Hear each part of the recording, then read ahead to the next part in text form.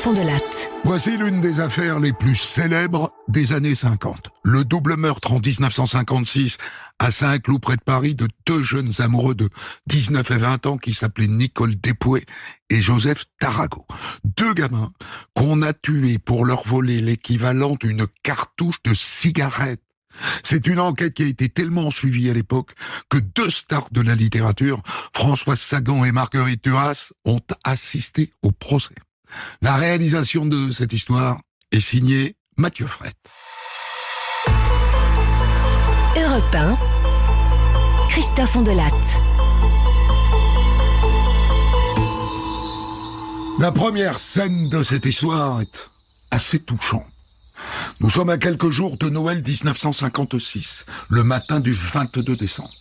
Dans le parc de Saint-Cloud, près de Paris, sous le panneau Allée de la Félicité, un promeneur tombe sur deux cadavres. Deux jeunes, pas plus de 20 ans, c'est sûr. Un garçon et une fille. Un joli petit couple, sans doute. Et là où la scène est assez touchante, c'est que tout près des deux corps, il y a un chien, un épagnol. Un épagnol qui semble attendre le réveil de ses maîtres. Ils se réveilleront pas, tes maîtres, mon pauvre roi Waf. Ils ne se réveilleront pas. Et toi, sans doute, tu sais comme cette mort est injuste. Tu sais ce qui leur est arrivé. Nous, pas encore.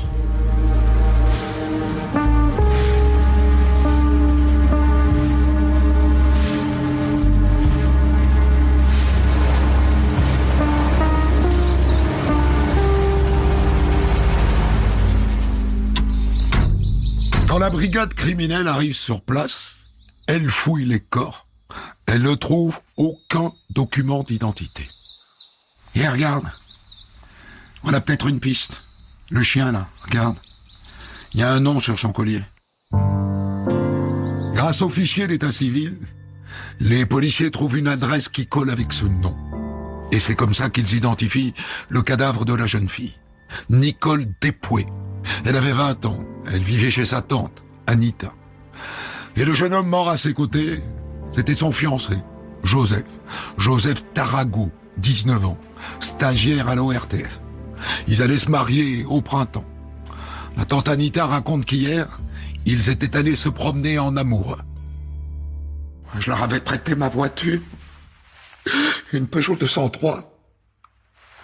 Vous l'avez pas trouvée? Non. Non, ils ne l'ont pas trouvée. C'est peut-être pour ça qu'on les a tués. Pour la voiture. Ce qui va faire la célébrité de ce double meurtre, c'est la Tati, la tante Anita, Anita Soler. D'abord, c'est une ancienne résistante. 1956, 11 ans après la fin de la guerre, ça. Mais surtout, c'est une comédienne assez populaire. Elle joue dans des pièces de théâtre pour la radio. Et ça explique pourquoi, à partir de maintenant, la presse va se passionner pour cette affaire, jusqu'au bout. La crime démarre son enquête avec pas grand-chose. Pas de témoins. Personne n'a rien vu, rien remarqué, rien entendu. Un soir d'hiver dans le parc de Saint-Cloud, autant vous dire qu'il n'y avait pas grand monde dehors. Le mobile, crapuleux, sans doute. On a volé leur portefeuille et leur voiture. Est-ce que le voleur est tombé sur eux par hasard? Ou est-ce qu'il les connaissait et il les a suivis? Comme on dit à ce stade de l'enquête, toutes les hypothèses sont envisageables. Tu t'es renseigné sur leur passé? Oh, leur passé? Qu'est-ce que tu veux qu'ils aient comme passé? Ils avaient 19 et 20 ans. Tout ce qu'on m'a dit, c'est qu'ils se connaissaient depuis le lycée, puis qu'ils n'avaient pas d'ennemis en particulier. À propos, de quoi sont-ils morts? Direction l'Institut médico-légal de Paris. À l'heure, j'ai retiré dans chacun des deux corps 2 balles de 7,65. Et j'indique que dans les deux cas, c'est le deuxième tir qui a été fatal. Autrement dit, ils ont été achevés.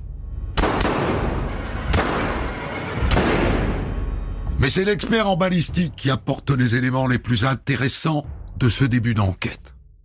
Les 4 balles, messieurs, n'ont pas été tirées par la même arme. Nous avons 2 séries de balles, et donc 2 armes. Et donc probablement 2 tueurs.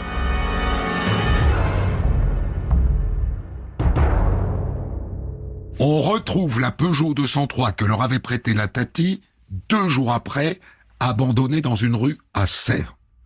Il y a des traces de sang sur les 2 sièges avant et sur chaque siège, un trou de balle. Pardonnez l'expression.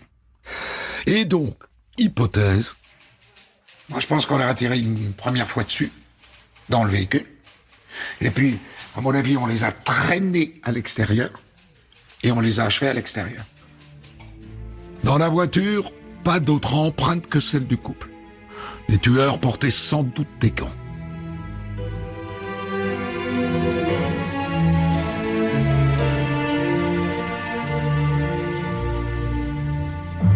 À cause de l'époque, on pense un temps au FLN, les indépendantistes algériens. C'est le quotidien Paris Midi qui se lance là-dedans. C'est hasardeux. Nicole et Joseph n'étaient engagés ni pour ou ni contre l'indépendance. Et le FLN ne s'est jamais attaqué à des Français en métropole. Piste à la noix, vite abandonnée. D'autant qu'il y a une autre piste. Le gardien du parc de Saint-Cloud, Bernard, c'est un ancien d'Indochine. Les policiers l'ont interrogé, naturellement. Il était complètement à côté de la plaque. Il se mélangeait sur les lieux, sur les dates, et il s'énervait quand on lui posait des questions. Alors ils sont allés voir ses collègues. Bernard, il est bizarre depuis l'Indochine. Vous savez ce qu'il fait la nuit? Il se promène avec ses armes dans le parc, et il dit qu'il fait des rondes pour chasser les viettes. Je pense qu'il est traumatisé. Hein. Les anciens d'Indochine qui partent en veille, ça arrive. Et bien sûr, l'oiseau connaît les armes. Il en a, forcément. Alors on perquisitionne sa maison de gardien, en lisière de forêt. On y trouve un fusil de chasse, un revolver militaire, des munitions, et surtout un pantalon treillis taché de sang. Le gars se retrouve donc au quai des Orfèvres. Le pistolet? Bon, le pistolet, je l'ai ramené de l'armée. Puis j'ai un fusil de chasse, comme beaucoup. Voilà tout, hein. Et le pantalon plein de sang, monsieur. Quelles explications donnez-vous? C'est du sang de canard. Je me suis taché à la chasse. On nous dit que vous vous promenez la nuit dans le parc avec votre fusil. Vous confirmez? Je confirme que je fais des cauchemars depuis l'Indo. Je me réveille la nuit en criant « Les Viettes, les Viettes !» Alors je vais me promener dans le parc. Ouais, ça me calme. Et vous vous promenez avec une arme? Mais non, jamais, ça c'est n'importe quoi. On vérifie, et le sang sur le pantalon est bien du sang de canard. Et par ailleurs, ces armes ne sont pas compatibles avec le crime. Fausse piste. Bernard, le gardien, est relâché. Et voilà, plus de pistes. 3 semaines après la découverte des corps de Nicole et Joseph, rien à se mettre sous la dent. Enfin, pas tout à fait. Il y a peut-être une piste. Mais attention, ça peut très bien être une impasse. Et par ailleurs, c'est délicat. Les munitions utilisées sont identiques à celles de la police. Et ça, c'est pas courant. Tu te souviens l'année dernière? Le vol, l'armurerie de la rue Bertin-Poiré. Le type avait réussi à se faire remettre 2 pistolets calibre 7,65 de la marque unique grâce à des faux bons de commande de la préfecture de police. Si ça se trouve, c'est le même type. Et donc on ressort le dossier. Il y a 1 an, l'armurier a donné une description assez précise du type qui est parti avec les 2 flingues. Un jeune homme, 1m75, les cheveux en arrière, des lunettes sombres et une moustache. Il a dit qu'il portait une blouse grise, comme les employés de la préfecture. Sauf qu'on ne l'a pas identifié il y a 1 an. Difficile d'envisager qu'on le fasse aujourd'hui. Mais sur ce coup-là, la crime bénéficie d'un coup de pouce. 1 mois après le crime, le 17 janvier, un marchand d'électroménager appelle le commissariat de police du 17e arrondissement. Dites-moi, je voulais vous signaler qu'il y a quelques minutes, un jeune homme s'est présenté à mon magasin. Il avait des bons de commande pour plusieurs appareils de radio. Et alors, comme je l'ai trouvé bizarre, je et qu'il n'avait qu'à revenir dans une demi-heure. Et alors j'ai vérifié, hein, les bons de commande sont faux. Hein. Les policiers foncent sur place. Et quand le type revient au bout d'une demi-heure, paf, il lui tombe dessus. Et dans sa veste, il trouve un pistolet 7,65, 5 chargeurs et un rasoir à main. Il le ramène au commissariat et là, il s'effondre comme un soufflé, avant même qu'on ne lui ait posé la moindre question. Oh, allez, vous m'avez bien eu. Ok, le parc de Saint-Cloud, c'est moi. Et là, il sort de sa poche le permis de conduire de Nicole Tépoué et la carte grise de la 203. Du coup, il passe du commissariat du 17e au 36 quai des Orfèvres. Votre nom? Vivier. Prénom? Jean-Claude. Vous avez quel âge? Je suis né en 36, ça fait 20 ans. Vous avez dit à nos collègues du 17e, je cite, « Le parc de Saint-Cloud, c'est moi. » Vous confirmez? Ouais, je confirme.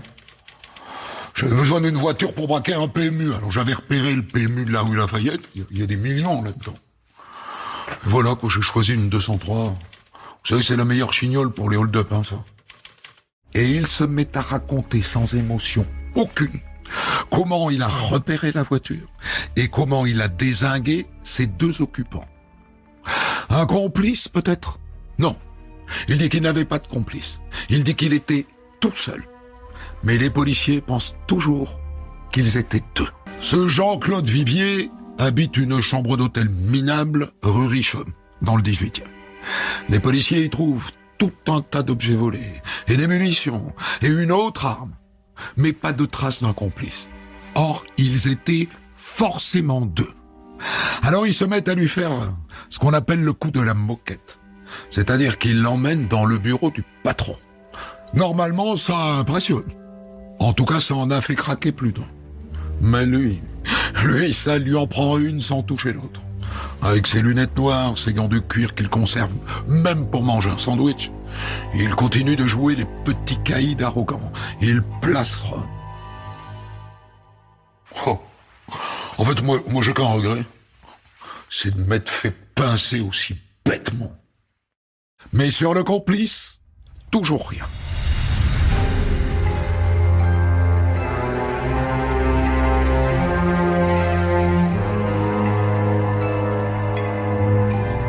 Et puis la crime reçoit un nouveau coup de pouce.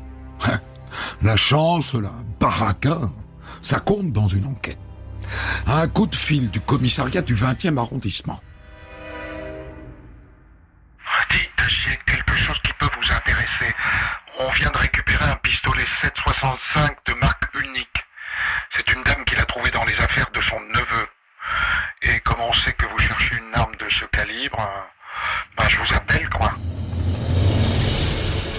Autant vous dire que les gars du 36 déboulent dans l'heure dans la chambre du neveu, rue des Pyrénées, à Paris. Et c'est incroyable. Ils y trouvent un sac à main de femme, le même que celui de Nicole Tépoué. Ils seraient donc tombés par hasard sur le complice de Vivier, le second tueur du parc de Saint-Cloud. Le type est arrêté, il a une tête de chien battu. Votre nom? Serméus. Éplé.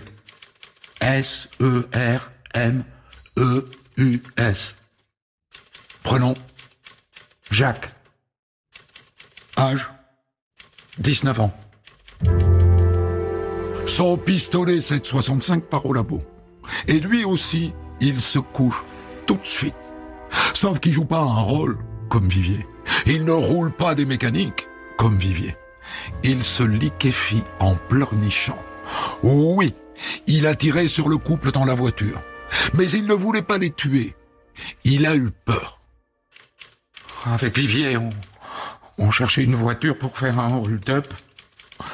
Alors on a vu le jeune couple qui se promenait avec leur chien et on les a suivis jusqu'à leur voiture. Ils sont montés dedans. La vitre était baissée. Et j'ai tiré 2 balles Et après, c'est Vivier qui les a achevés. C'est un crime minable, pitoyable. Ces deux-là ont tué deux gentils gamins de 19 et 20 ans juste pour leur voler leur voiture et aller avec braquer un PMU.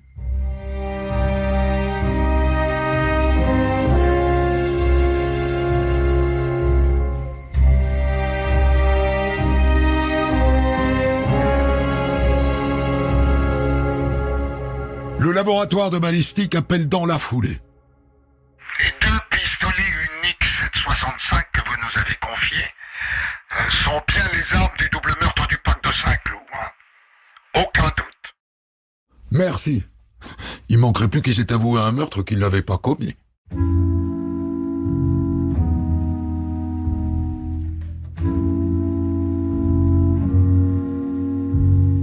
Reste maintenant à établir avec certitude qui a tiré et surtout dans quel ordre.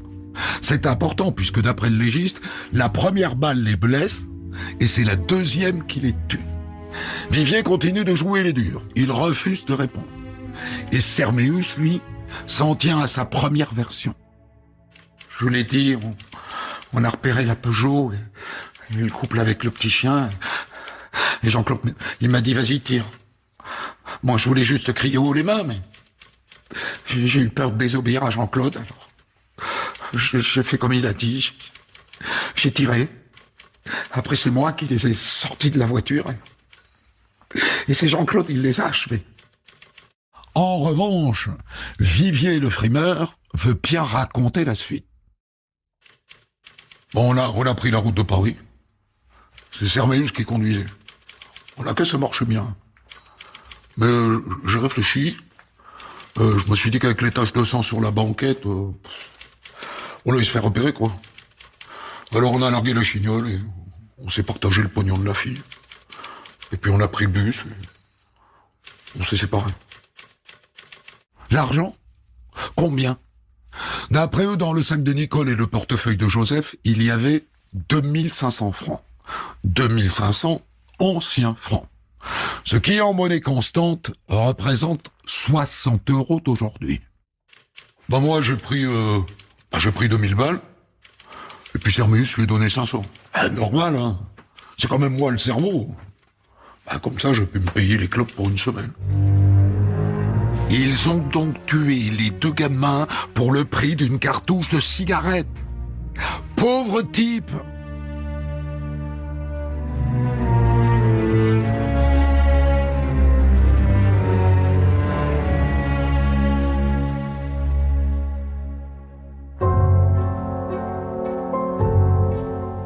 Avant de livrer les deux zozos au juge d'instruction, le patron de la crime fait monter les journalistes dans son bureau. C'était la belle époque, hein. Ou pas d'ailleurs. En tout cas, c'est impensable aujourd'hui. Clic, clac, Kodak. Sur la photo, Vivier prend la pose. Il fait le merle. Du coup, dès le lendemain, la presse qui fait ses choux gras de cette affaire se met à fouiller dans le passé des deux zozos. Vivier et Serméus se sont connus dans un orphelinat, l'orphelinat Sainte-Bernadette d'Odo, dans les Pyrénées, près de Navarinx, une annexe des orphelins apprentis d'Auteuil.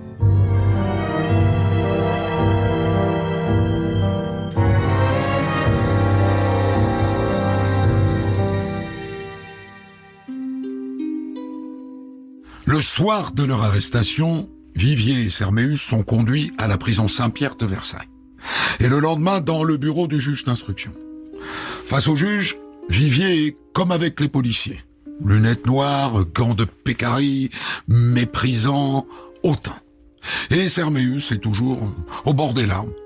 Sans problème, tous les deux réitèrent leurs aveux. Le premier avec morgue et l'autre d'une voix à peine audible. Et puis on les ramène en prison.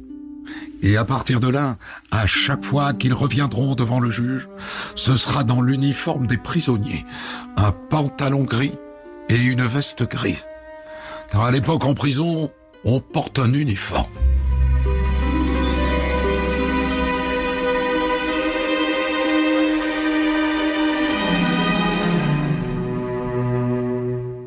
L'étape suivante dans l'enquête, c'est de tenter de cerner leur personnalité.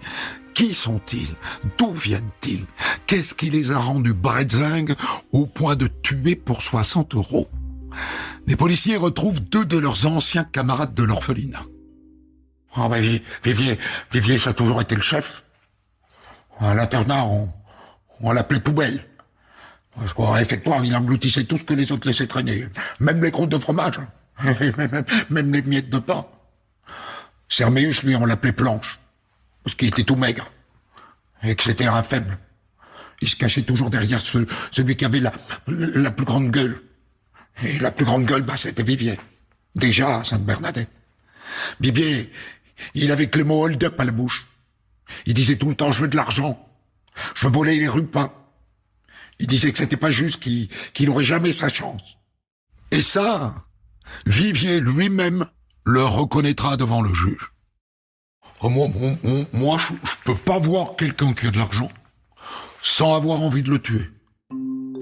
Les copains de l'orphelinat racontent que récemment, Vivier leur a écrit pour leur proposer le coup du parc de Saint-Cloud.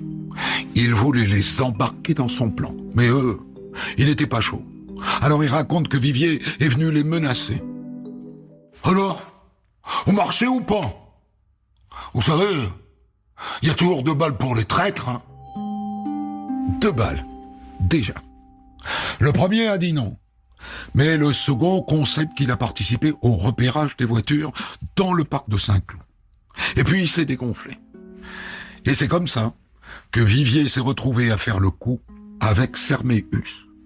Poubelle et la planche.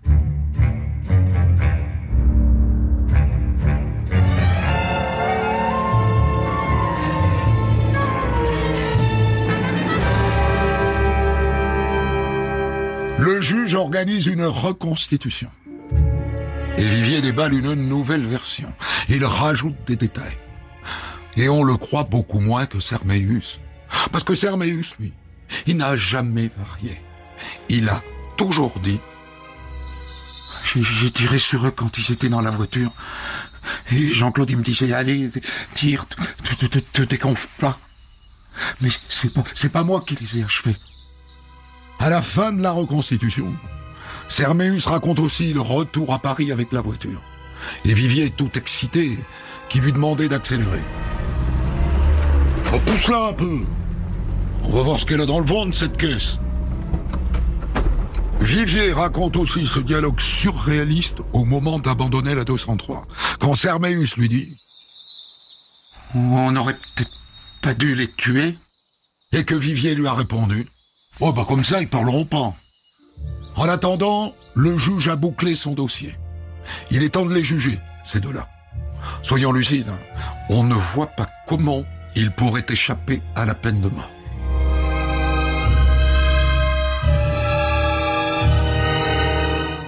Le procès s'ouvre devant la cour d'assises de Versailles le 20 mars 1958. On annonce un combat de ténors du barreau. Maître Robert Planty, bâtonnier de Versailles, défendra Vivier, et Maître Albert Fournier, ancien bâtonnier, défendra Serméus. Et dans le camp d'en face, du côté des familles des deux victimes, ils affronteront le redoutable Maître Florian. La salle est pleine à craquer. 50 journalistes sont assis sur le banc de presse. Plus 2 écrivaines célèbres, pas vraiment spécialistes dans la chose judiciaire, mais à qui les journaux ont demandé des articles plus personnels. Françoise Sagan et Marguerite Duras. Françoise Sagan est là pour François. C'est une idée du patron, Pierre Lazareff. Il lui a demandé de partager ses impressions. Et l'exercice s'avéra assez déplorable, car Sagan abordera l'exercice avec une légèreté indécente. Je vous lis un extrait. Tout cela commence gaiement comme une corrida. Il faisait très beau. Versailles était plus doré que jamais. Sa chronique s'arrêtera sans regret avant la fin du procès. En revanche, Marguerite Duras, elle, restera jusqu'au bout. Son regard est beaucoup moins futile. Il est beaucoup plus profond et plus politique aussi. De gauche, ça va de soi. Elle considère que Vivier et Serméus n'ont aucune chance dans la vie, que ce sont des cancres qui seront condamnés par les premiers de la classe. ce qui n'est pas complètement faux. On latte. Tu joues les gauchistes maintenant? Ben non. Ce n'est ni de gauche ni de droite de dire la vérité. Enfin, débuter sa vie dans un orphelinat, c'est pas de bon augure. Les deux accusés entrent dans le box. Cheveux courts, pas de moustache. Et très vite se pose la question de la préméditation. Monsieur Vivier, que vouliez-vous faire avec ces armes? Des hold-up. S'ils ont apporté les armes pour tuer, il y a préméditation. Et s'il y a préméditation, il y a possiblement guillotine. En revanche, s'ils ont apporté ces armes en vue d'un hold-up et qu'ils s'en sont servis par opportunité, alors il n'y a plus de préméditation et plus de guillotine non plus. Puis vient le tour des experts psychiatres. Je dirais que l'un et l'autre sont affectés de débilité. Ils ont les capacités intellectuelles équivalentes à celles d'enfants de 11 à 15 ans, disons. Et ça donne des arguments à la défense, bien sûr. Ce sont de pauvres gars qui ont grandi sans amour aucun, sans repère. Bref, ils ont des circonstances atténuantes. Est-ce que ça suffira à sauver leur tête? Pas sûr. Reste à résoudre la question centrale. Qui a tiré les deux coups de feu fatals? Depuis le premier jour de l'enquête, Serméus dit que c'est Vivier qui les a achevés. Mais Vivier, au procès, n'assume pas. Oh, moi, j'ai même pas tiré du tout, hein. C'est Serméus qui les a tués. C'est pas moi. Sauf qu'on croit Serméus et pas lui.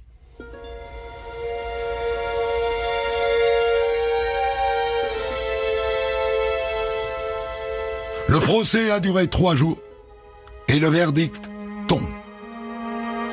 Jean-Claude Vivier et Jacques Sermeuse sont debout dans le box des accusés. Il est 22h40, c'est l'épilogue. 3 jours d'audience, des heures d'éloquence pour atteindre à ce moment pathétique celui du verdict. Le banc de la partie civile est placé à 5 mètres du box des accusés. Sur ce banc, monsieur et madame Tarago, monsieur et madame Despoué, les parents des victimes. Leurs yeux à tous sont rouges. Tous les 4, dans un réflexe identique, viennent de se tourner. Ils regardent les meurtriers de leurs enfants. Chacun dans la salle fixe Jean-Claude Vivier et Jacques Sermeuse, à l'exception d'une seule personne, le président Chapard. C'est lui qui, à ce moment, lit la sentence. 16 fois, les jurés ont répondu oui, avant même que le président Chapard, qui a mené les débats avec calme, avec mesure, ait dit « Vous êtes condamnés à mort », chacun le sait. Les condamnés aussi. Et lorsque la sentence est tombée, ils n'ont pas tressailli. Ils n'ont pas lancé un cri, rien. Ils ont attendu qu'on leur dise que le procès était terminé. La mort pour les deux. Et les deux, bien sûr, demandent la grâce au président de la République, René Coty.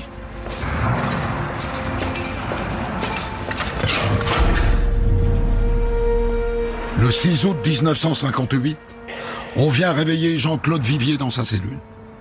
Mais pas Jacques Serméus, car lui a été gracié par le président. Sa peine a été commuée en prison à vie. Vivier est emmené à l'échafaud. Il a la tête tranchée à 4h08 du matin. Pour commenter son histoire du jour, Christophe Ondelat reçoit un invité, acteur direct de son récit. J'ai adoré vous raconter cette histoire et je souligne la merveilleuse réalisation de Mathieu Frette aujourd'hui avec des musiques d'époque, des années 50 pour certaines d'entre elles. Nous allons débriefer ça avec vous, Bernard Hautecloque. Vous êtes historien, vous êtes membre de la Société française de l'histoire de la police et je signale votre dernier livre aux éditions du Félin, La République face à la rue.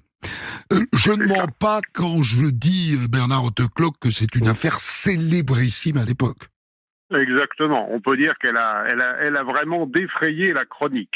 C'est d'ailleurs on ne peut que souligner la disproportion entre son caractère. Vous avez parlé de minable et vous avez raison, et l'extraordinaire retentissement qu'elle a eu en 1956-58. Mais ça tient à quoi? La notoriété de la tata de Nicole Despoué, Anita Soler, qui était comédienne? Ça a pu jouer son rôle, mais je dirais surtout l'aspect énigme. Entre la découverte du crime et la découverte des assassins, il s'est passé 1 mois. Et bon, c'était la trêve des confiseurs. Il y avait une relative pause de l'actualité, donc la presse s'en est donnée à cœur joie. Et également le fait qu'il s'agissait de victimes jeunes. La fille était plutôt jolie, c'était des gens très sympathiques, donc il y avait une très forte empathie du public pour les victimes. Et au contraire, une très grande sévérité envers les 2 assassins quand on les a trouvés. Alors le mobile de ce double meurtre, Bernard Hautecloque, est stupéfiant. Donc ils les tuent dans leur voiture pour leur voler la voiture. Mais comme il y a des taches de sang forcément dans la voiture, ils se disent qu'ils vont se faire repérer. Donc ils se contentent de voler le contenu du portefeuille, ils vont abandonner la voiture. C'est pas des professionnels. Ah c'est le moins qu'on puisse dire. Il y a également, parce que quand la police a trouvé le crime, alors l'argent avait disparu, mais ni leur montre, qui avait une certaine valeur, ni le manteau, elle portait un manteau de fourrure. Alors c'est pour ça que la piste s'est d'abord orientée soit vers un malade, soit vers une vengeance. Il y a également un détail, pour préparer le hold-up, vous l'avez très bien dit, Vivier c'était le petit coq, le dominateur, et Sermeuse c'était l'imbécile prêt à faire n'importe quoi pourvu qu'on le prenne au sérieux. Et il avait fait croire, ni l'un ni l'autre n'avait de permis de conduire. Et Sermeuse, pour se mettre en valeur, avait affirmé, c'était faux, qu'ils savaient conduire les voitures, mais seulement les 203. Et c'est pour ça qu'ils avaient volé la 203. Et Sermeuse avait également révélé un autre détail, c'est qu'ils savaient pas faire démarrer la voiture. Donc il leur fallait une voiture dont le moteur tourne. Et c'est pour ça qu'ils avaient jeté leur dévolu là-dessus, qu'ils avaient tué les 2 occupants. Mais Sermeuse a pris le volant, mais il avait menti. Il savait pas conduire la voiture. De Saint-Cloud à Sèvres, je crois qu'il y avait 3 kilomètres. Il a eu, je crois qu'il a froissé son garde-boue, il a renversé une poubelle. Enfin bref, c'est en partie pour ça qu'ils ont abandonné la voiture 10 minutes après l'avoir volée. Le psychiatre dit qu'ils sont débiles et en même temps, à côté, on découvre qu'ils ont une enfance et une adolescence absolument pitoyable, quoi. Très pitoyable. Un tel niveau de débile, je sais pas, mais d'une intelligence très basse. Et alors, l'orphelinat d'Ando n'était pas particulièrement mal tenu, ni particulièrement dur, mais il n'empêche que, à l'âge, je crois Sermeuse y est allé à l'âge de 7 ans, et Vivier à l'âge de 10 ans. La petite a passé son enfance là-dedans. Et ce qui est encore plus cruel pour Vivier, ça explique peut-être son caractère aigri, c'est que lui n'était même pas vraiment orphelin. Sa mère, il était de père inconnu, mais sa mère avait décidé de le mettre à l'orphelinat, qui était femme de chambre dans un hôtel de Clermont-Ferrand, a décidé de le mettre à l'orphelinat parce qu'elle ne pouvait pas en faire façon. Et ça a sûrement pas dû contribuer à la bonté de son caractère. Est-ce qu'elle a été, Bernard Hautecloque, exploitée par l'opinion et par la presse, cette affaire? Quand je dis exploitée, j'ai envie de dire pour des raisons politiques. Pour des raisons politiques, alors pas strictement politiques, mais elle a été, je dirais, pour des raisons sociétales. Vous savez qu'il y a plusieurs années, quand j'ai travaillé sur cette affaire, ce qui m'avait vraiment surpris, c'est la dureté, la sévérité avec lesquelles les médias de l'époque, essentiellement la presse écrite, avaient traité les 2 criminels. Il faut savoir... À l'époque, la presse ne s'embarrassait pas de présomption d'innocence et elle avait tendance à être beaucoup plus dure que les médias d'aujourd'hui envers les délinquants. Mais envers Sermeuse et Vivier, ils ont été particulièrement durs. Ils réclamaient la guillotine dès leur arrestation. Je crois que, c'est moins de l'histoire que de la sociologie, mais je crois que le contraste entre les 2 victimes, sympathiques comme il faut, tout pour eux, et les 2 assassins qui, eux, n'avaient vraiment rien dans leur faveur, ce contraste a été très public, a donné un très gros retentissement à l'affaire. Mais qu'est-ce qui représente, j'ai envie de dire, en fait, sociologiquement, politiquement, ces deux sales types à l'époque? C'était les années 1950, c'est l'émergence de la culture jeune. C'est l'époque de Salut les copains, qu'on avait d'ailleurs rebaptisé très significativement Salut les voyous. C'est émission d'Europe 1. Hein. Enfin, alors, elle date de 1, 1959, mais c'était déjà dans l'air du temps. C'était l'émergence de la culture jeune, en grande partie d'ailleurs importée d'Amérique, les livres de la série noire, les films policiers d'Hollywood, plus ou moins imités en France, les lunettes noires, la coupe à la Elvis Presley que justement Jean-Claude Vivier arborait lors de son arrestation. Bref, une grande partie des médias, aussi bien d'ailleurs les communistes que la droite, étaient d'accord pour stigmatiser cette jeunesse pervertie, ceux à qui il aurait fallu une bonne guerre, et les opposer aux victimes sympathiques, travailleurs, et qui avaient tout pour eux. Dans la même ligne, le procès, il est donc ouvert par deux écrivaines qui sont déjà célèbres à l'époque et qui le demeurent encore plus aujourd'hui, Françoise Sagan et Marguerite Duras. Pourquoi est-ce qu'on les envoie au procès? C'est une envie de sensationnalisme? C'est pour la presse? Alors, dans le cas de Françoise Sagan, oui, c'est certainement le cas. Vous l'avez dit, c'était un coup médiatique soigneusement monté par Lazareff. C'est d'autant plus méritoire qu'elle avait eu un accident de voiture quelques mois plus tôt. Donc, je crois qu'elle arrivait sur des béquilles au procès. Alors, Duras, c'est... Alors Duras, on l'apprécie ou on l'apprécie pas. Effectivement, c'est une toute autre perspective. Alors elle, par contre, oui, c'était politique. Il s'agit de pointer du doigt le fait qu'en gros les victimes sont des petits bourgeois parisiens et que les auteurs sont des pauvres types qui ont grandi en orphelinat et... Oui, il y a un peu de ça. Bon, effectivement, c'était une conception marxiste. Alors, dans quelle mesure Marguerite Duras elle a été marxiste? Est-ce qu'on peut encore la qualifier de marxiste en 58? Bon, je laisse ça aux spécialistes. Mais il faut quand même souligner que son point de vue était son point de vue de chercher des excuses aux deux assassins était extrêmement minoritaire, y compris au sein de la gauche. Et c'est d'ailleurs, c'est pour ça que je me demande si elle était encore marxiste à l'époque, le Parti communiste était encore au moins aussi sévère que la droite pour juger les délinquants et la délinquance. La délinquance juvénile, justement, ça encore, c'était quelque chose de nouveau à l'époque, et plus ou moins importé d'Amérique. Moi, je me souviendrai de l'expression de Marguerite Duras, des cadres, des cancres, condamnés par des premiers de la classe. C'est comme ça qu'elle résume le procès. Oui, c'était assez bien. Alors, résumer le procès, disons que c'est un point de vue pertinent. Oui. De là à ce que ça résume toute l'affaire, bon... Alors, on rappellera quand même que Marguerite Duras fait là ses débuts dans la couverture de procès et qu'elle va couvrir deux grandes affaires criminelles dans les années et les décennies qui vont suivre. L'affaire de Bruay en Artois, dans laquelle elle va prendre position contre le notaire, et l'affaire Grégory, dans laquelle elle va suggérer que Christine Villemain, la mère de Grégory, est forcément coupable, parce qu'elle l'a ressenti devant la maison. Voilà.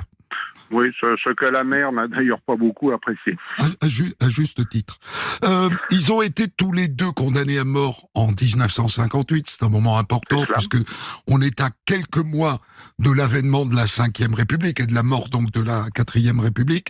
Et donc, on a affaire au président René Coty, qui est le dernier président de la Quatrième République. Sur le papier... qui est avocat de profession. Je crois que c'est pas mal de le rappeler. Et qui est opposant, a priori, à la peine de mort. Mais il ne les gracie pas tous les deux. Oui, vous dites opposant à la peine de mort. Alors, il est certain qu'il a accordé sa grâce beaucoup plus souvent que son prédécesseur. Qui lui aussi était qui est Vincent Auriol, qui lui aussi était un avocat, mais disons qu'il n'était pas systématiquement, il ne les graciait pas systématiquement, très loin de là. Donc là, il a fait 50-50. Voilà.